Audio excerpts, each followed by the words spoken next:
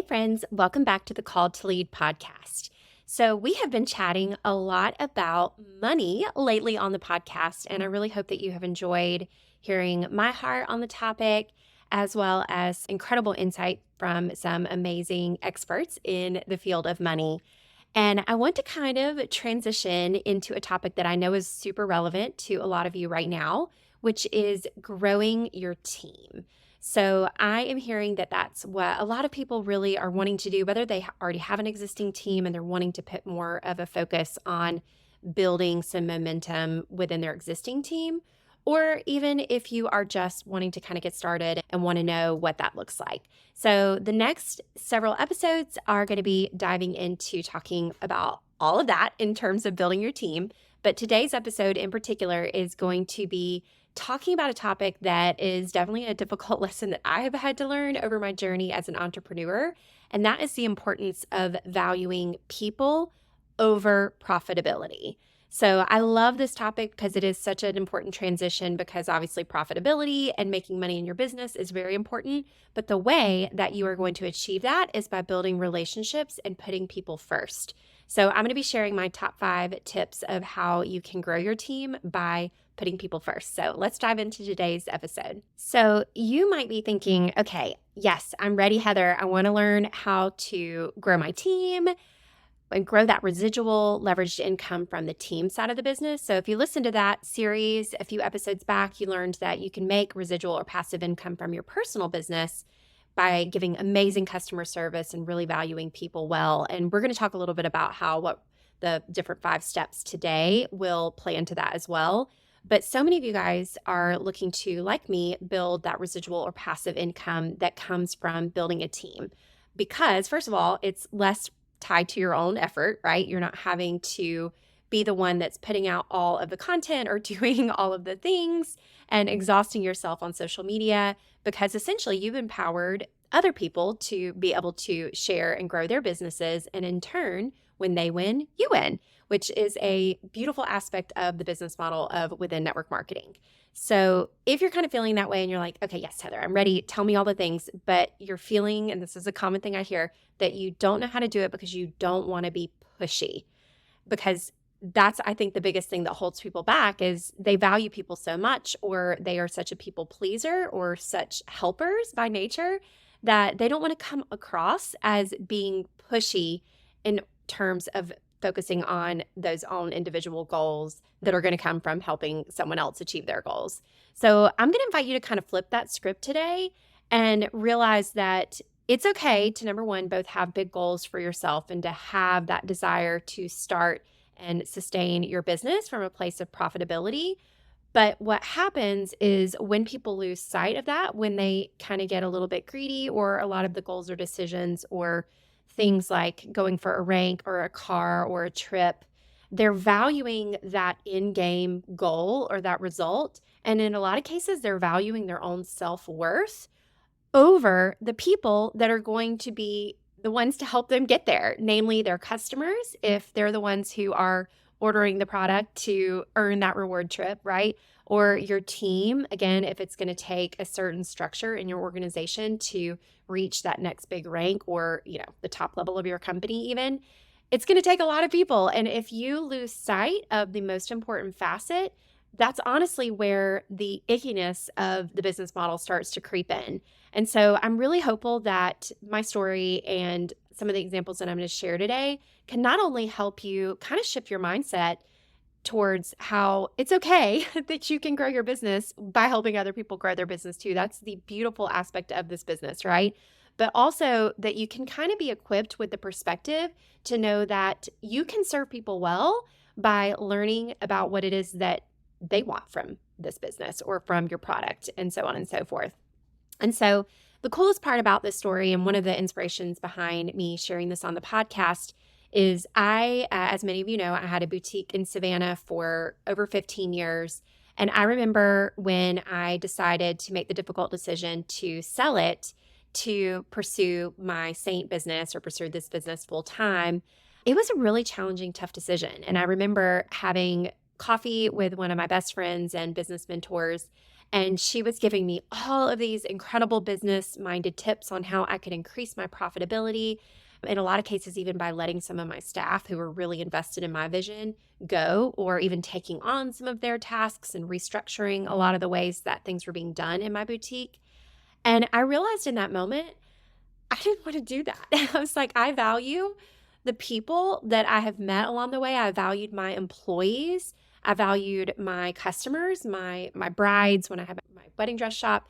I valued them all above profitability, which is a good thing, but it's also kind of a hard thing if you're trying to run a brick and mortar $1 million retail business and provide for your family. And I'm not going to say that it can't be done well. And a lot of these principles will apply to all the different types of the business models.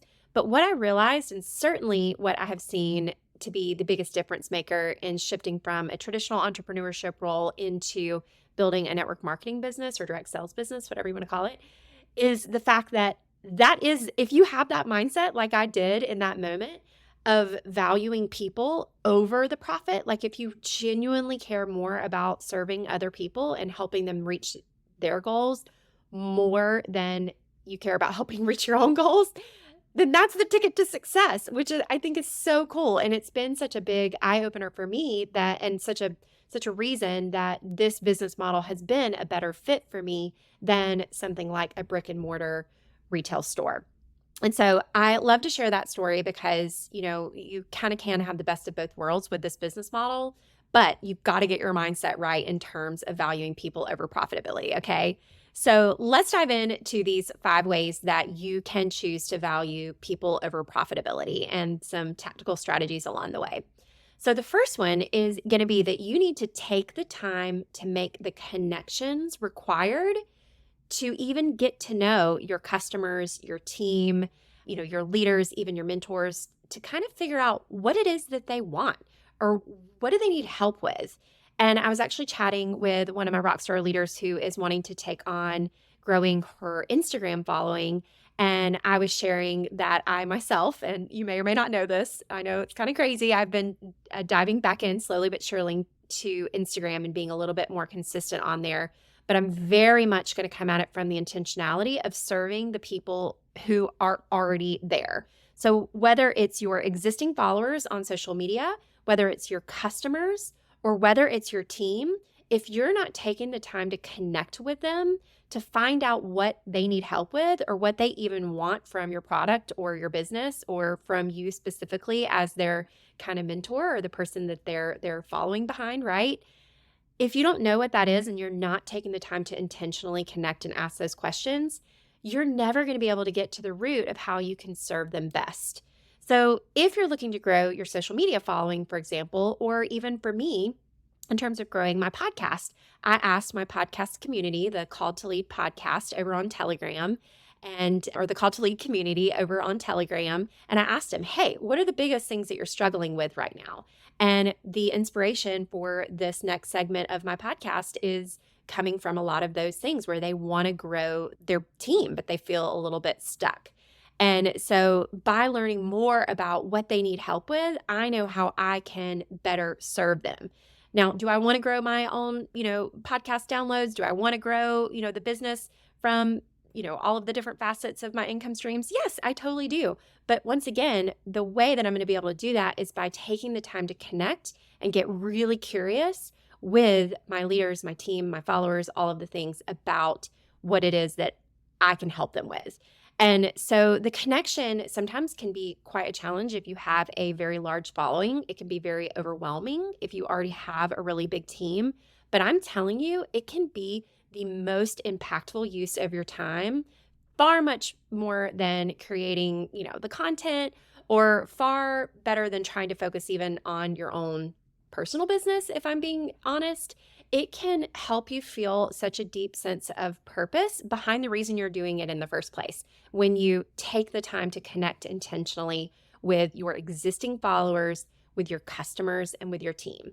So with your customers, this is what's going to help build that residual income aspect from your personal business is by asking them, what do you need help with? What do you want to learn about? What are some areas that you might be struggling with? And asking them individually, you can ask them on your stories. There are lots of ways that you can do this, but taking the time to connect with them to get really clear on what it is that they want from you is what's going to help you to continue to serve them well in your business. So the team is obviously what we're talking the most about, and this is where it is the most important for you to take the time to do this, okay? And this can be on your first line and can and should be, I would say, quite often on your first line, where you should be connecting intentionally, certainly with any leaders that you have on your team, to find out kind of where they are in their business, what their heartbeat is for the business right now, because that can and does change. And if you're not consistently taking the time to do that, and I'm not talking about at the end of the month, my friends. Doesn't have to be like a set time at the beginning of every month, but it can be. And you can start that and you can do it today. Pull up your downline list, go through it, see who maybe needs, some encouragement, see who's actually doing the work. Take the time to connect with them and make that an intentional aspect of your business, because that connection piece is the first step in how you can value what it is that they want enough to drive your actions to help you get what you want, okay?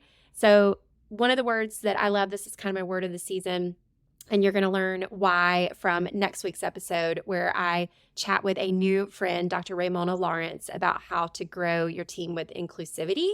And the word she used is get curious, ask questions. And I love that. The curiosity side of it is the first step to connection. So if you're feeling stuck in your business, that's why I say this is step number one, is take the time to connect with the people that are already connected to you right now, okay? So that's step one on the 5 ways is 5 ways that you can value people over profitability is to take time to connect, okay?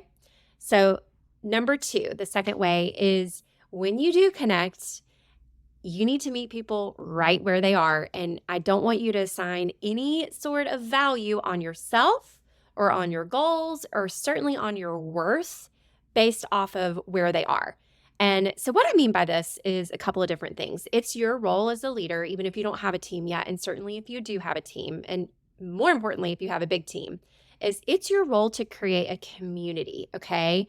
Because a lot of times that's why people join a network marketing business to begin with, is they want to be connected with like-minded people. They might be a stay-at-home mom who's kind of lonely and they like the makeup or the happy juice or the fitness product, whatever it is, and they want to be connected with other people that feel the same way about it. And so they might not have or desire to have big goals in their business, but they want to be connected to you and they want to be connected to others. And so you've got to create that community for them, regardless of how it's going to impact your business, okay? So the way I do this, I love Telegram, and I have a community for my direct artists, and I make that step one when someone enrolls with me is to get them plugged into that community on Telegram. A lot of leaders I know still use and leverage a Facebook group, and I think that's a great way to do it. I am a part of a much bigger group now where a lot of top leaders kind of pooled our resources together. So I leveraged that for the team group, but it's too big to really create that community. And so for me, it's on Telegram where we hop in there and we pray for each other. We share, I invited my directs and actually everybody on Instagram as well to join me in a reading through the Bible. For the second time, I am going to be doing a Bible reading plan called the Bible Recap. I think they actually also have a podcast, which I can't wait to check out. But I invited my team, all of them, to join me in reading through the Bible using that Bible Recap reading plan on the YouVersion app. And so that was an example of helping them feel connected, even if they don't really have big goals with Saint or big goals in their business.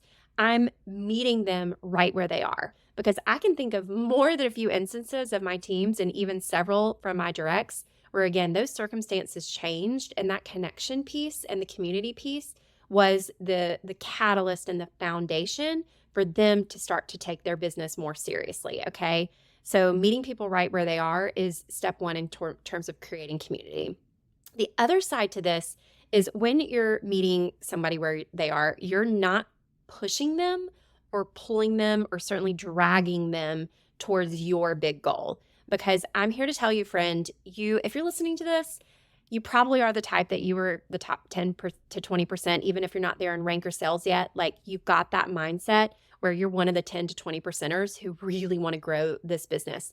But guess what that means? 80 to 90% of people, including your team, aren't going to be where you are in terms of their mindset, their goals, their ambitions. And you've got to be okay with that.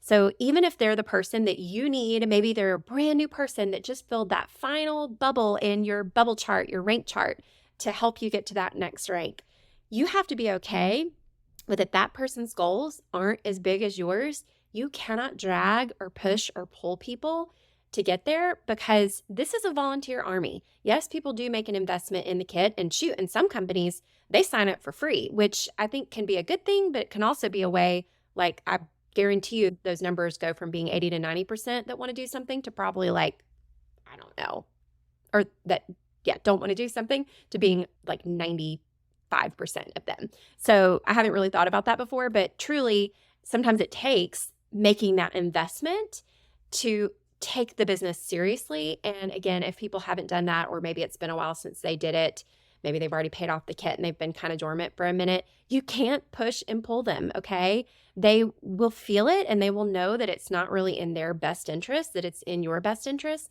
And again, that's what gives network marketing a bad rap. So don't do it. Don't push or pull people or drag them because of your goals, okay? So remember that even if they don't love the product, and again, you can get curious and ask them, like, hey, if that new person joined your team and they're not really doing much, it could be that they don't even like the product like they thought they would. So get curious, go back to step one and connect with them and ask them.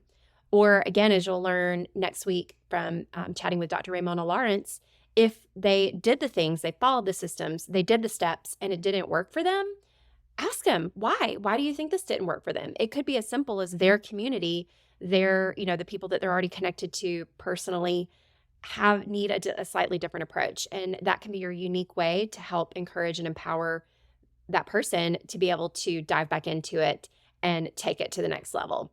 But you have to be okay if they don't love the product, if they quit, if they go to a different company. A lot of times when people are kind of serial jumping, it might be because they're really not grounded in the product, or they're not grounded in the mission of your existing company. They're just kind of chasing like the dollar signs.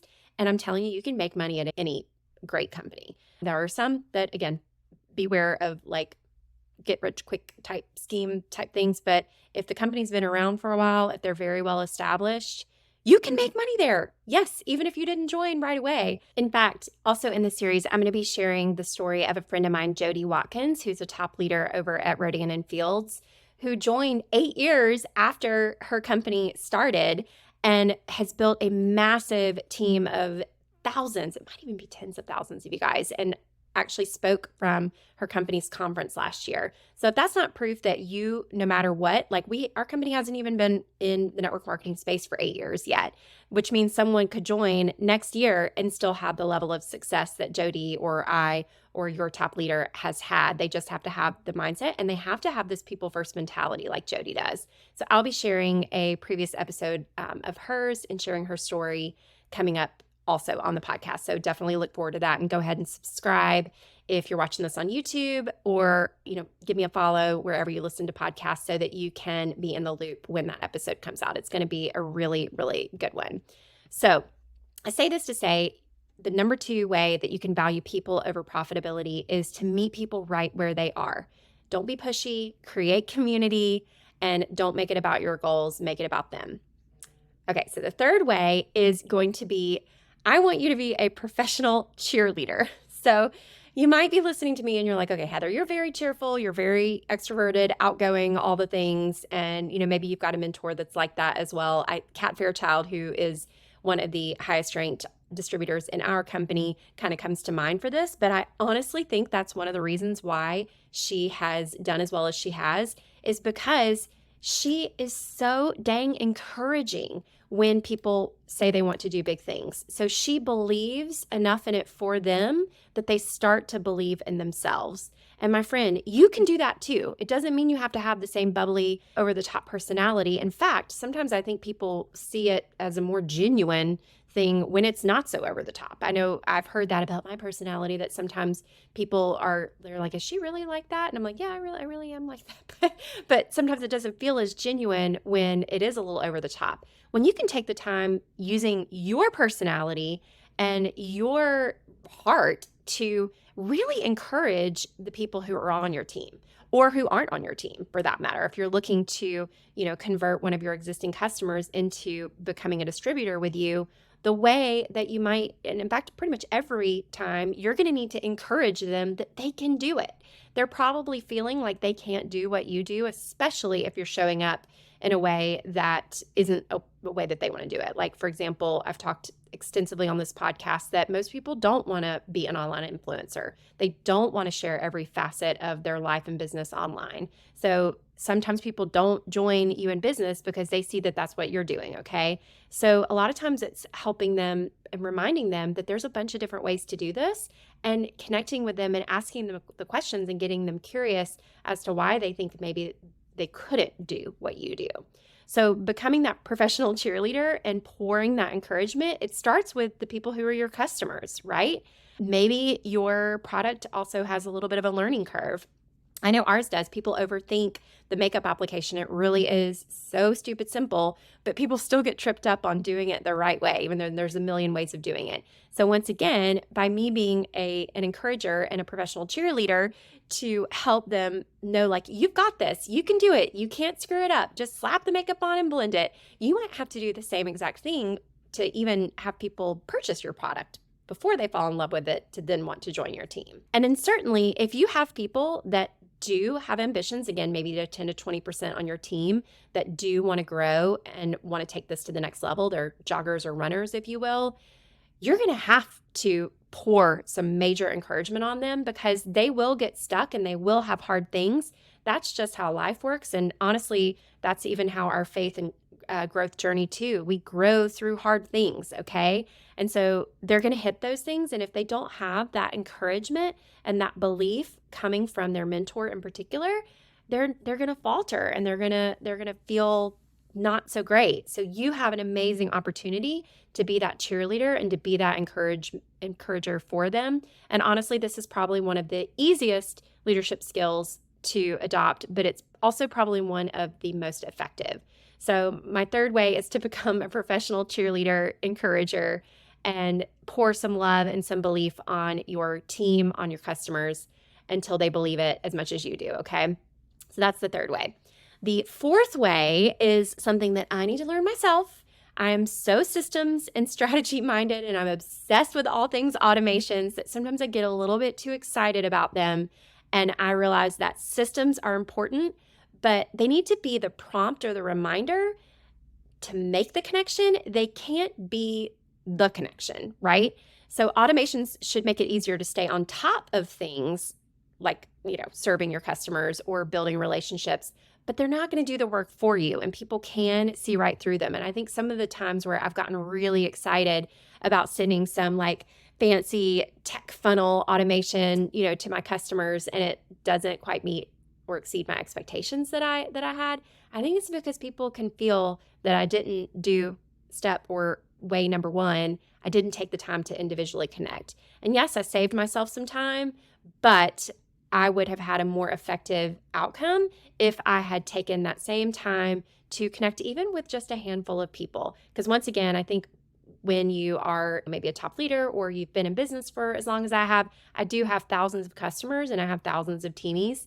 And so it can feel a little overwhelming sometimes on where to even start, which is where the automation kind of gets me a little bit excited. So you have to remember that you do have to have systems, and an automation is just an implementation of that system in a way that you don't have to think about it. So I absolutely use and love and built an entire course that is currently right now has a waiting list. You can go to heatherkburge.com/automate, where I will walk you through my exact automation systems. But what it does is it follows up with my customers with a question that they then respond to that I can serve them with. And so, the question is going to be exactly what I would pretty much ask any new customer, for example. Or at the beginning of the month when I do connect with my teamies, the questions that I ask would be what I would ask every single one of them. But how they respond is going to warrant a different response for me. So that doesn't mean that I should, respond with this. If you're a jogger, respond with runner if you're a runner. They're not going to feel served. They're going to feel like they're a box that you've checked. And I know this from experience because I've even had some tough love shared from my leaders who have shared that that's sometimes how my systems and my automations make them feel. And I feel very convicted about that. And I'm working on this. Like I said, this is an area that I need to grow in. But systems are important. You just can't let them do all the work for you, especially when it comes to the relationship building side and the intentional connection and curiosity side. You're going to have to let the Holy Spirit prompt you person by person to build that relationship to help that person grow in that next step in their journey, whatever that looks like, okay? So keep that in mind. So the fifth and final, and this is definitely kind of harping on the fear that a lot of you guys I know have, is the fear of not wanting to be pushy. So I know I told you a few ways back that you cannot push and pull people. So know that pushing them and what I'm talking about are two different things. So the fifth way is don't be scared to reconnect, going back to the first step, on previously stated goals, or revisit the question completely altogether of, hey, what is it that you want from XYZ, right? So this goes for, again, people who have not yet purchased from you, goes from your customers, and it goes for your team. So I'll kind of walk through examples of each of those. So for people who have not yet purchased from you, I hear this all the time that people say like, oh, I don't want to follow up because I don't want to seem pushy. Well, if they're the ones that expressed interest to you, or even if you asked them, hey, would you let me practice makeup on you? Or, hey, would you be interested in learning more about XYZ? Or in my experience and in the funnel that I teach, if they've filled out your color match form, they've raised their hands and they've previously stated the goal of learning more about what it is that you have to offer, right? So following up with them is not being pushy. It's just serving them really well, okay? People sometimes, actually most of the time, especially if they're spacey like me, they need a reminder and they need that little extra step. And so I recommend doing it 3 times. And on the last time, you can say, I don't want to bother you anymore. This is the last time. You can say one last time. Those 3 magic words are something I use all the time. For example, in my color match follow-ups, just wanted to follow up one last time. And they know you're not going to continue to bug them, but it gives them that little deadline to know that they need to kind of dive in and take action, right? So that's how you can kind of, I guess, hold your customers or your potential customers accountable to doing that. But if they are your existing customers and you're following up, or maybe someone who expressed interest in your becoming a distributor with you even years ago, do not be scared to follow up with them on that question. Hey, I know that at one point you had mentioned something about adding an additional income stream to your family. Is this something that you're still thinking about? So all you're doing is you're asking the question and you're following up on that previously stated question that she had, right? And you have to be okay with whatever that outcome is and not, again, let that tie into your worth or even be scared because she might say no. Probably, again, most people will say like, oh yeah, no, it's just not for me or not for me in this season. So you can either continue getting more curious and asking questions about that, or you can just be okay with that and move on and ask someone else the same question. And even if they've never approached you about it before, asking that great question of, hey, is this something that you've ever thought about? Again, it's making it about them. And then however they respond, you've got to be okay with, okay? So this is the same for your team. So if you are following the first step or the first way that I talked about and making the time to intentionally connect with your team on what it is that they want out of this business, on where they are with their heartbeat with the business right now, and maybe the end of the month rolls around and they haven't quite gotten there, it's okay to check back in with them and just say like, hey, how's it going over there? I know that you mentioned you were trying to go for XYZ. Are you still going for that? Is there any way that I can help you with that? Again, you're connecting with them and you're not being pushy if you're reconnecting with them in a way or revisiting the conversation or the connection that you've already done, okay? This is, again, not the time to do it on step 1, like, hey, are you going to get active? That's not something that you should, honestly, I don't think that's something that anyone should ever do in their business is let that be the first question that they ask. That is pushy because guess what? That's about you. But even if it is close to the end of the month and you see someone's got some sales on the board and you want to check in and be like, hey, I just was noticing that you've had some awesome sales this month. I just wanted to introduce myself and say hey and just see how it's going over there. How are you liking your journey with company XYZ? You're starting that conversation. You're kind of going back to that first step of intentionally connecting. And then be okay with whatever the outcome is. They may ghost you. They may respond to be like, oh yeah, I just needed to reorder some things, so I bought some stuff for myself. And it's like, okay, what are your goals? Or do you have any goals for this business? You can ask them that question. And if they're like, no, not really, I'm good, you've got to let it go, okay? And know that by following that, not only are you going to feel way less icky and way less pushy because you know that you have done everything that you can to serve them and to connect with them, but you can do that over and over again. And eventually there will be people who are like, actually, yeah, I'm so excited. I got the makeup on my best friend and she loved it. And she actually invited a few of her friends to come over to play makeup this weekend. And you can say, oh my gosh, that's awesome. Is there any way that I can help you? I love to do in-person makeovers and I can kind of give you some tips and advice. And that little spark, that connection and pouring that energy and that encouragement on that person by not being pushy and connecting with them, that can be the catalyst to build your next top leader, okay? So you have to be okay with whatever the response is, whether it's they ghost you, whether it's they don't have any desire to do anything with their business or with your business, right? Or hopefully the outcome is that they do want to do big things and you can link arms with them. You can show them the way by your example in doing all of these things, and you guys can learn and grow together.